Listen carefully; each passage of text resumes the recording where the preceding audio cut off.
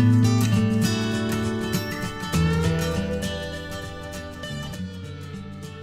everyone, Michele Granberg here. Welcome to another episode of Positive Energy, bringing you enlightening television for the evolving soul.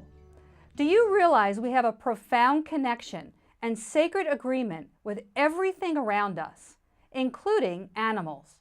According to my guest, Dr. Maria Katsamanis, author and horse trainer, the unique bond between humans and horses forms through a nonverbal language of energy and intention.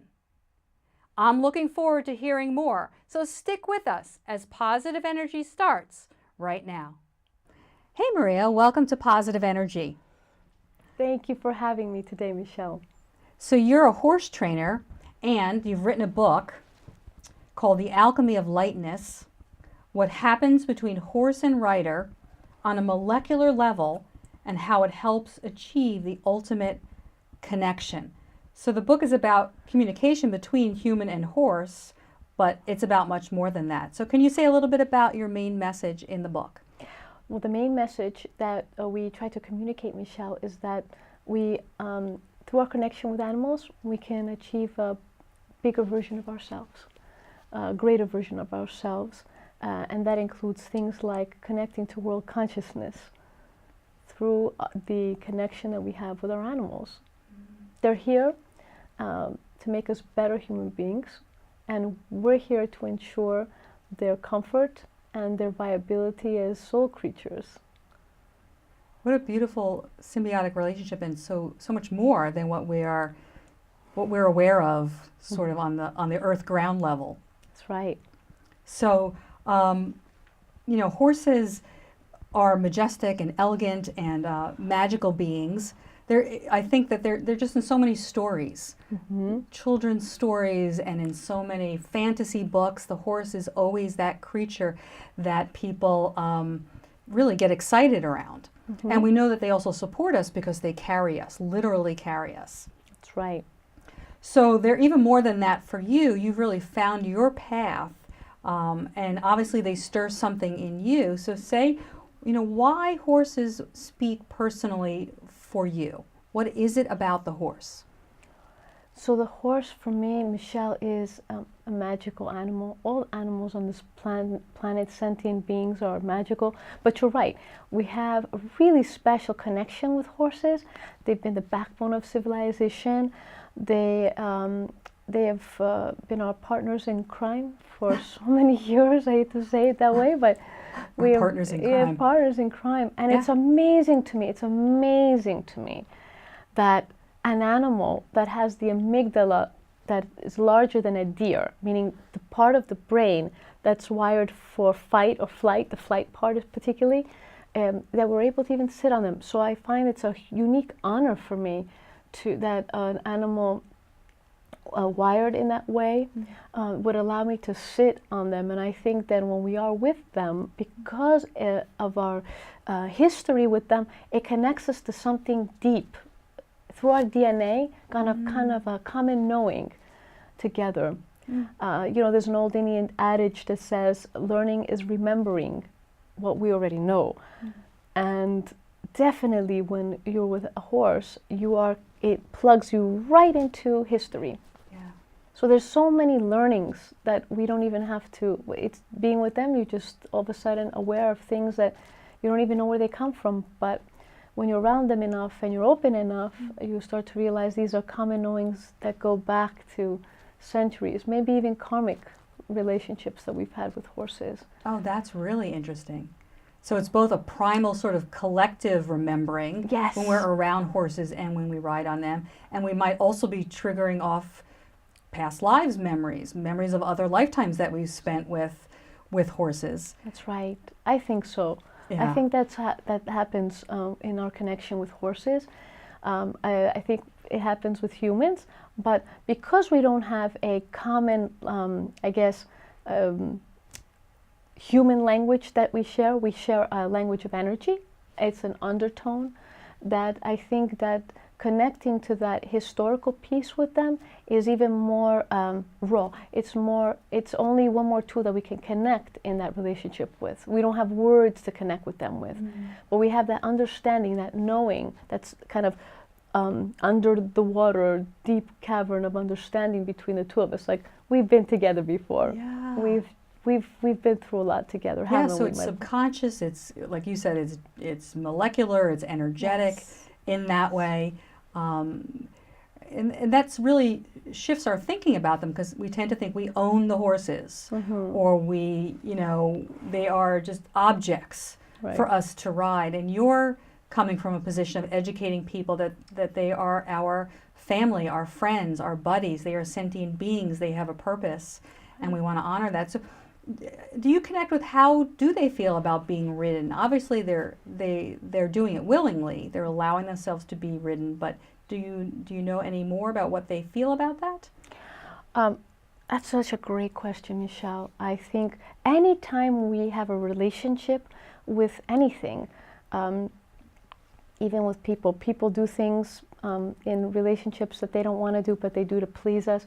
So I'm always, for example, checking in with my horses to make sure that they're A, mentally, and B, physically comfortable in whatever I ask them to do. And does that change on a day-to-day basis? It can. And like us. Sometimes we're in the mood, sometimes we're not. Wake Horses, up in the wrong side of the bed. Yeah, they might be having a moody day as well. Yes. So it is all about tuning in. Yes, absolutely, tuning in. And if you're able to tune in to your equine partner in that way, and I always tell folks this, that, to be able to tune in and to develop a feeling, an instinctual feeling, as if, is my partner okay today? Is he well? What can I do to make you comfortable? What can I do for you? Approaching them that way, well, then it's hard then to go into your human relationships and be anything other than that. So I think for me, horses make me a better human being. Not just with horses, but in my relationships with people. I'm much more cognizant, much more aware of myself, coming to them as, what can I do for you? How can I be here for you? How can I be present to you today? What a gift it is then, that relationship, that they allow us non-judgmental space to cultivate qualities in ourselves and characteristics that might be latent or dormant, that then we can take out into the world. It's not isolated to our relationship with the horses. It's like, I love that, and it makes me think of my dog, and I feel like I'm doing the same thing. The better I am with my dog that I love, that unconditional love transfers into other relationships. And I know you teach from a premise of kindness to horses. I know we won't get into so much, I know there's a lot of unkindness done to horses and the way that they are trained. Right. But can you say a little bit about that, how you actually teach people formally how to be kind to horses, even when they're going to get into a riding relationship with them? Sure. So kindness is such an interesting construct, because I know that the people who we deem as maybe cruel would say that they love their horses and they're doing the best by them. I think clarity is kindness, being clear in your intentions, asking yourself, what is my intention around that for anything, is kind. Compassionate care for an animal. Part of my mission in the industry is to be able to have some guidelines around that. Definitely in terms of a training perspective, there are different methods that we know are for the horse, and some of them are against the horse. But the primary piece of it, of course, is horses will always tell you if you're open to listening. Horse will let you know if they feel that you are kind to them or not. And they'll let you know, you can sense it if you're tuned in, but they're also letting you know through their body language. And oftentimes, in my work, what I try to get people to connect to is that heart space, and connecting to being able to... So they're reading the signals, and they're in tune, and they're sensing. That's right. And we lose that, Michele, in this kind of 3D world. We lose that ability to honor that instinct. And horses, it's kind of hard to... You mentioned dogs, and dogs, cats can give us that. The only difference with a horse, I think, is the fact that they're large animals, and they evoke fear. And in this world, at least in my work, there's only fear and then love. Those two are your options, You either choose this or you choose that. And with an animal that large, that can hurt you, we have a familiarity with them, but not quite. So it's unlike a dog that, you know, we're kind of habitualized to get a sense of who they are, where most of us been exposed to them. Horses, we know of them, but we don't necessarily see them every day. So they do evoke a natural fear in people. It brings up your stuff, so to speak. Well, that's excellent. What an excellent opportunity to, on a daily basis with them, choose love and not fear. For when you're in that space and you can stay in love, to me, imagine the possibilities in your life. Yeah, absolutely. Talk about it making you a better person. So your relationship with your horses must be amazing. That must be something that is just really so awe-inspiring to witness, you and your horses, how you communicate with them, and how I imagine you feel so close to them. That's you make eye contact with them, you know, you touch one another. Yes. It's beautiful. It must be so beautiful. Oh, it's so rewarding. What the the magic tales of mythology and history. I mean, through the ages, you have that kind of. I think that sense of oneness, the centaur. There's so much folklore around the relationship that we've had with horses, but it's the feeling of oneness, and I think all of us deep down, anybody that's kind of aware of their environment, aware, conscious people that are awakening, have this primordial need to connect to something in a very deep way. Whether it's their partners, to become one, whatever that means for people, I think is ingrained in us. And I think the horse is what a perfect vehicle, what a perfect blank slate opportunity to connect them without words and feel as one. Their legs are yours, you have a mission together. Just being together can be your mission, but that is a magical feeling. That's what keeps me in it brings you into the zone. It's like a great meditation. Absolutely. For those of us who are seeking that same connection, and we seek it in so many ways. Right. And then people seek it in unhealthy ways, maybe through drugs or alcohol, but what they're really seeking is some of that sense of oneness, a sense of connection. So the horse is just riding is another spiritual path. That's right. Toward our best self, in union with another being. So let's, you know, a lot of this you're saying because you have a background in psychology, so you know a little bit about human behavior and animal behavior because they're similar behaviors. We're mammals, we have that commonality. I forgot, we are mammals. That's right. That's right, we have 2 legs, but we are mammals. Talk about the connection between psychology and horsemanship a little bit, because I know there's a lot to that. Right, it's always a loaded question, but I think, I mean, in a nutshell, I would say horsemanship is humanship. So I think great horsemen aspire to be great people, and the psychology of being with another mammal always boils down to, I think that to have a rapport, to come to the horse where you feel close and you feel that they appreciate your company, you have to approach them as a friend, and you have to approach them with the mentality of what can I do for you? How can I make you comfortable? It's as simple as that. You know, in old traditions, in old cultures, and I'm Greek by birth, so one of the some of these traditions really appreciate hospitality, for example. Somebody walks into your home and you say, what can I get you? Can I offer you something to drink? Can I get you something to eat? Because your guest in that moment is the most important thing. Well, the same thing for a horse. You come to them. I sometimes travel. I go to clinics. I travel around the world. I used to a lot more than I do nowadays because I have my base here in New Jersey. But you go to a new setting with whole new horses and you have to build rapport very, very quickly. Well, all they want to know is that you can hear them, you can honor them, and that your attention is on them. So I just ask the question, what can I do for you? How can I make you comfortable today? Are you well? Yeah, so again, it's being in tune to that mutual exchange and that mutual relationship that we have with everything. Yes. With nature, with people, with everything, and with animals in a very equal way. I think if we all adopted that, we would all be treating one another better, of course. We'd be treating animals better. It would sort of be a different world.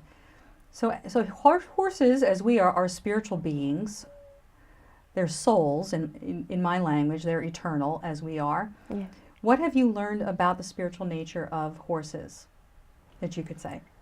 The spiritual nature of horses, I think that, what a great question. I think they can be mirrors of us, and that's the beauty What's of possible. Right. Yeah. When I'm with a horse, always like the challenge of a horse that someone deems difficult, because right there, you know, human, again, our 3D consciousness wants to label that animal, and yet their spirit, their soul shows me how limitless they are, and therefore how limitless I am, and you are, and everyone is. Beautiful. So we can definitely emulate that, and they definitely mirror that back. That's right. So your home base is the Amwell Ridge Farm, and there you do your work in the world. You offer training, boarding, sales, and clinic services. Can you say a little bit about that? So I finally had to settle down, so to speak, and I settled down here in New Jersey. Put down roots in New Jersey. That's right, set roots up in New Jersey. And what better state than New Jersey, because, you know, the That's state right. animal What better is, state? I think so. We have the state animal is the horse. Is the horse. Yeah. You can't get any better than that. There are many horse farms in New Jersey. Absolutely. We have maybe less and less, I'm not sure, but I believe in Hunterdon County, where we're settled, we are kind of premier horse country, but yes, New Jersey, we retain our horse lovers. And I think there's a huge initiative to keep farms and farm preservation and so forth. that's nice to hear. And it's beautiful to be driving around the countryside to see it. So if you want to escape, just go westbound, and New Jersey just offers just being On the able, back roads, head west. Yes. So we are local here, I mean, in New Jersey, and it's been nice to have a base, I have to say. Aside from traveling all over, it's nice to have a farm base, and I have my horses in training, and have my, what I call equi-family, the group of people that are always, it's the horses, but there's people, and so we have a community that we've built of people that are like-minded, folks that want to grow not only in the relationship with their horse, but are aspiring to be better humans. And I'm very blessed to have that, and created that, and co-created that. So it's where all this work takes place, right? Yes. There's so many lessons. So many lessons, everything. Life lessons are available through every single kind of path that way. So one thing very special that you are proud to own are the Marwari horses from India. And they're one of the rarest equine breeds in existence. How do I know that? I got it from your website. And you own several. What do you tell people? I own one. I can't say. Oh, you're down to okay. I'm one. down. I won, but Francesca Kelly, is the patroness of the breed, and she owns several. There's another breeder in Spain, Mario Calcaño, and he owns several. But yes, they're the rarest horses in the world. Wow. There's just under, I believe, 30 in the outside of India. There's a ban, so India has implemented an export ban. So between Francesca's efforts, Mario's efforts, and of course the Indigenous Horse Society of India, they're really trying to bring awareness to the welfare of the breed. It's an ancient breed, and I would love to invite you, Michele, to our farm to meet them. I have about I would love to come. 6 horses of hers now there, but I have my own horse that I bought. I hate to even say I bought him, because I feel like he owns me. I'm his custodian. I'm honored to even be next to him. He's really royalty in my eyes, and he really changed. He changed my life, that horse. Not only as a trainer, but being able to really, I think, be a better human being. He's a extremely sensitive animal, and that sensitivity, I think, connects you to those elements. I think help you align with your true self, help you align with deciding love over fear, all those higher order things. I kind of evaded them prior to him, and I think when he and I met, that's one of those life-changing experiences, and I knew he had to be next to me for the rest of my life. You know, It's that's like your guru. Yes, he's my guru. Your teacher, your soulmate. Yes. Yeah, I can feel the heart connection that you have with him just from listening to you speak. So Yes. I hope that people will come out they can just come out and visit the farm, and you can introduce them to I've always your loved to horse. have company, yes, Michelle, and have people visit and come and just stop by, because it's always natural that way, and he loves the visitors. He used to be very shy, so he's coming out of his shell now. Okay, Yes. so help him come out of his shell, socialize. That's right. So you started a nonprofit, the Pegasus Foundation. What does the Pegasus Foundation offer? Well, we started the Pegasus Foundation about a year, I think it's about a year and a half ago, yes. And I wanted to formalize a way that I can take one horse at a time, save them from a situation, usually either an auction or slaughter or an abandonment situation, and take that horse from A to Z. And in that process, document the changes. And the whole purpose of it is, of course, to document them, prepare a video to educate people on how, for example, what kind of an effort it takes. So it's not just me as a trainer doing my part, but there's also dentistry, there's farriers, and remarkably around the world there's not a lot of knowledge around what it takes to rehabilitate an animal. Certainly in this country, oftentimes what happens is people will adopt a large animal like the horse and then not know what the next step is, or not know where to go, or maybe not even see what the possibilities are for that animal. So my job, as far as the nonprofit is to inspire people through the story of that particular horse. And I think people can get, again, stuck in fear and get scared of what they see. Now my job is to show them the other side, that we can get through this. That animal will look beautiful, he'll be comfortable, he'll be able to carry you safely, and you can be a great partnership moving forward. And what better way to do it? And I thought to myself, what better way than to actually show an animal that looks, say, emaciated or frightened or scary. And when a horse is scared, they can be frightening for humans to be around, because it's a large animal, it's thrashing around, it's got teeth, it's got hooves, it can do some damage. Anybody who's ever had their foot stepped on, which I remember once, they're yes. heavy. They are heavy. That's right. So absolutely, it's meant to really help inspire people, but transform the horse, and then of course through that inspiration, transformation, to educate the general public about that process and what's possible. That's a beautiful mission. Thank and you really are helping. Yes, I hope so. That's my intent. And we've got a lot of support, so hopefully that can continue to grow. So would it be fair to say we'd love for people to donate to that cause, if Yes. that's something that resonates for them, helping animals, helping humans, really healing work. It really is healing work, and it really is service in the world. It's it's healing work even for non-horse people. So we've had volunteers that come up, and we have sponsors, and we're always looking for volunteers. And we have a horse right now that desperately needs donations just to keep her housed. So, but a lot of times people that aren't even horse people come, and they find that being around this energy can be inspiring. And what I mean by that is, it can change someone's life.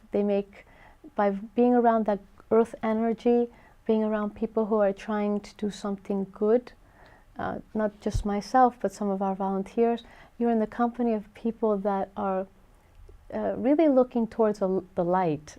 And I think that in being in that company, in that vibration, that alone changes people. Yeah. I think it attracts the good in people, Yes. and probably very down-to-earth, grounded people. Yes. As you say. So if that resonates for people, I hope that they will reach out to you and connect in that way. So, well, we're just about out of time, so I just want to thank you again for the work that you are doing in the world, and to say that it's really been a pleasure having you on the show. Thank you so much, Michelle, for having me. Thank you so much.